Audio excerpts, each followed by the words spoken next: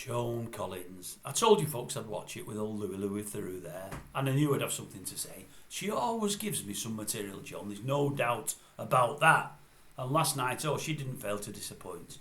She's in her home, is it in Saint-Tropez there, or near Saint-Tropez, and she's showing him round. That's where he's conducting the interview with a big camera crew and what have you.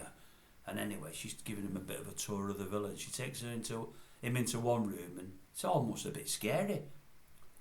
There's photos, framed photos on the wall, all the way round the room, and I mean all the way round. It's like a shrine. You'll never guess who to if you've not watched it. You'll never guess who to. Well, how did you know that? How did you know that? Yeah, you're right. It's to Joan herself. To old Joan Collins, it's a shrine to herself. She's got photos, they're that big. All magazine covers. Every magazine cover she's ever been on. You'll never guess how many unless you've watched it. Unbelievable. 2,000 or more. 2,000, I thought. Who wants 2,000 photographs of themselves on the walls of one room? What's that all about? Talk about loving yourself. They're from everything. I don't mean from Vogue and what have you. No, I don't mean that. Woman's Own. Woman's Hour. Tidbits. Hey, for all you fellas out there, stop thinking it's nothing to do with that. It's a magazine that you used to get years ago. God, I'm that old, I remember them all. Alt names on there, and I thought, why would you have that on there? Well, you know, and then these little stories about Coronation Street cast on the side, and I'm thinking, why would you have that on your wall? Why would you bother framing it? Absolutely unbelievable. Anyway, as the show goes on, does she name drop?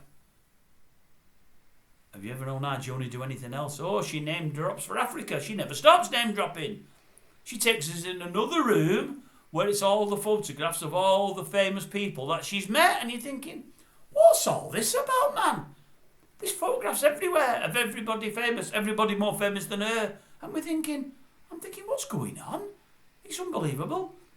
Anyway, she's talking away. I mean, the interview wasn't that bad. It was typical Joan. There was no substance to it.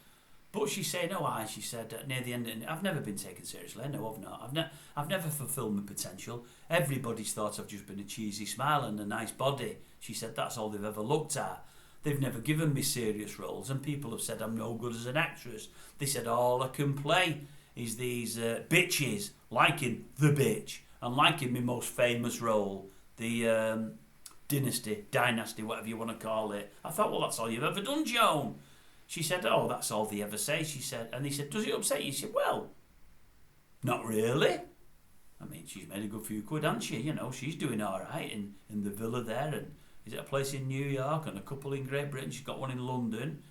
But anyway, she's talking away then. I mean, I'll give her a bit of credit.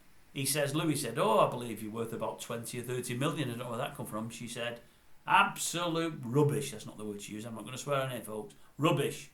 Nowhere near it. She said, no. He said, well, maybe that's what you've earned during your career. She said, I'm not even sure about that. I've not had the big juicy parts. I've not had them. But she said, I've earned a few quid. I'm all right, but nothing like that. I don't know where they get the figures from. I thought, well, that's really honest of you, John. Not many people would say that, especially with it being the truth. People want others to think they've got more in the bank. Like Nigel did with Coots. He was unhappy when it was out there that he's not got enough money to hit the threshold. He didn't like it. So I thought she was honest there, but I thought to myself, I just thought, she's doing nothing but chatting rubbish, which is what she does, as I say, and showing us round her two shrines. But to have a shrine to herself, 2,000 photographs of yourself on 4 walls, everywhere you look, Joanie. Unbelievable. And the thing is, some of them from when she was in her 20s and 30s. All the way to the 90s, and the problem is with it, you can't tell the difference. No, you can't tell the difference.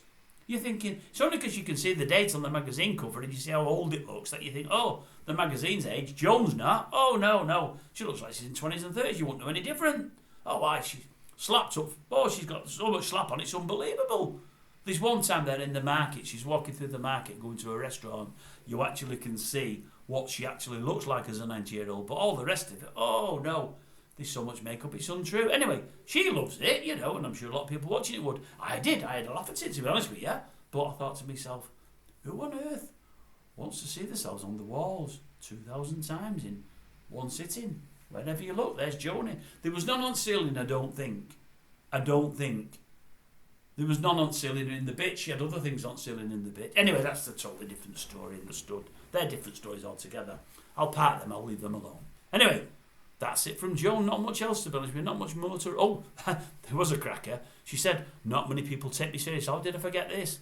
She said, when I was getting older, the studio people used to say, why don't you look a bit more dowdy?